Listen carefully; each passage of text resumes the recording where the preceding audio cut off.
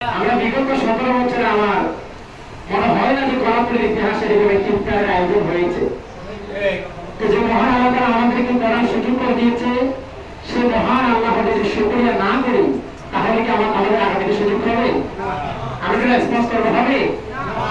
এজন্য যে মহান মালিক আমাদের সুযোগ করে দিয়েছে, এজন্য আমরা আমাদের কর্তব্য ছেড়ে দিয়ে আরেকবার বলি আলহামদুলিল্লাহ। যেহেতু সময় সংক্ষিপ্ত, আমার সময় মাত্র 7 মিনিট, আমি দীর্ঘায়িত না করে এই যে রমাদানটা প্রতি বছর ঘুরে ফিরে আমাদের কাছে আসে, আপনারা জেনে অবাক হবেন এই রোজা নিয়ে গবেষণা করার কারণে 2016 সালে জাপানের একজন চিকিৎসক, যার নাম ছিল উশিনো, পৃথিবীতে সবচেয়ে দামি পুরস্কারটা সেটা হচ্ছে নোবেল পুরস্কার। এই উশিনো সে একটা চিকিৎসা বিজ্ঞানের ভাষা একটা জিনিস আবিষ্কার করেছিল, যার কারণে 2016 সালে সে নোবেল পুরস্কার পেয়েছিল।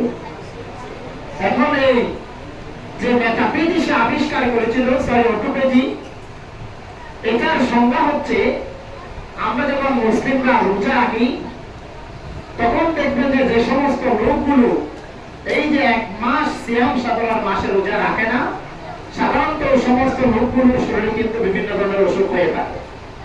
কিন্তু সে আবিষ্কার করেছে আমরা মানুষরা যখন বছরে 365 দিন আমরা বিভিন্ন কিছু খাবার মাধ্যমে আমরা যখন আমাদের শরীরে যে আমরা যখন আমাদের সামাজিক জীবনে ডাস্টবিন নামে একটা শব্দ ইউজ করে থাকি, আমাদের শরীরের কোষগুলোতেও এই যে রমজান মাসে এই সিয়াম সাধনা যারা রোজা রেখে থাকি, আমরা 365 দিন 11 মাস খাওয়ার পরে আমাদের শরীরে কিছু ডাস্টবিনের উৎপত্তি হওয়ার সৃষ্টি হয়।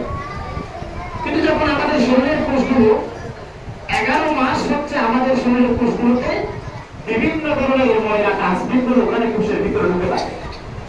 যখন রমজান মাস আসে ওই কোষগুলোর একটা নিয়ম হচ্ছে আর 24 ঘন্টা খাইতেই থাকে।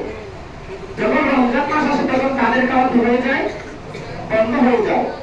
এখন বন্ধ হওয়ার পরে ওই রমজান মাসে ওই কোষগুলো করে কি, আমাদের শরীরের কোষগুলোতে যে ময়লা আবদ্ধ রয়েছে তারা সেগুলোকে কি করে ফেলে, খেয়ে ফেলে। খাওয়ার পরে আমাদের শরীরটা কি থাকে, সুস্থ থাকে। আমি সঙ্গীত টাকা আপনাদেরকে বলতেছি, এই যে অসীম এই যে রমজান নিয়ে যে রোজা রাখার কারণে আমাদের মানুষের মাঝে যে একটা শারীরিক পরিবর্তন, যেটা মেডিকেল সায়েন্সের ভাষায় পরীক্ষিত, সেটা আবিষ্কার করার কারণে অসীমকে নোবেল কমিটি দিয়েছিল 2016 সালে নোবেল দিয়েছিল। এই রমাদানটা আমাদের কাছে ঠিক সেভাবে নিয়ামত স্বরূপ আল্লাহ তাআলা কি করেছেন, নাযিল করেছেন। আমি আজকের আয়োজক কমিটিকে জন্য ধন্যবাদ দিচ্ছি যে এরকম একটি অজপাড়া গায়ে তারা যে এরকম একটি সুন্দর সেমিনার করেছে। এটার মাধ্যমে আমাদের যে তরুণ প্রজন্ম, এটার মাধ্যমে তারা ফিউচার উদ্বুদ্ধ হবে এবং তারা ভবিষ্যতে যারা এখান থেকে ইন্তেকাল করবে তাদের জন্য ইসালে সওয়াবের উদ্দেশ্যে এই দ্বারা অব্যাহত রাখবে।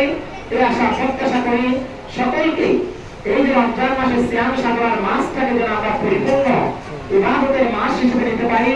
এই যে সামনে আমাদের ইতিকাফ আসতেছে, লাইলাতুল কদর আসতেছে, সমস্ত কিছুর জন্য আমরা যেন একাগ্রতা চিত্তে আমরা প্রস্তুতি নিতে পারি এবং সর্বোপরি রমজান মাসটাকে যেন আমরা ইবাদতের মাস, খুব খারাপি, জোর রাহাজারি, মনোনি, চুরি ডাকাতি, এই সমস্ত কিছুর বিরুদ্ধে যেন আমরা সোচ্চার করতে আমরা ধাবিত হতে পারি।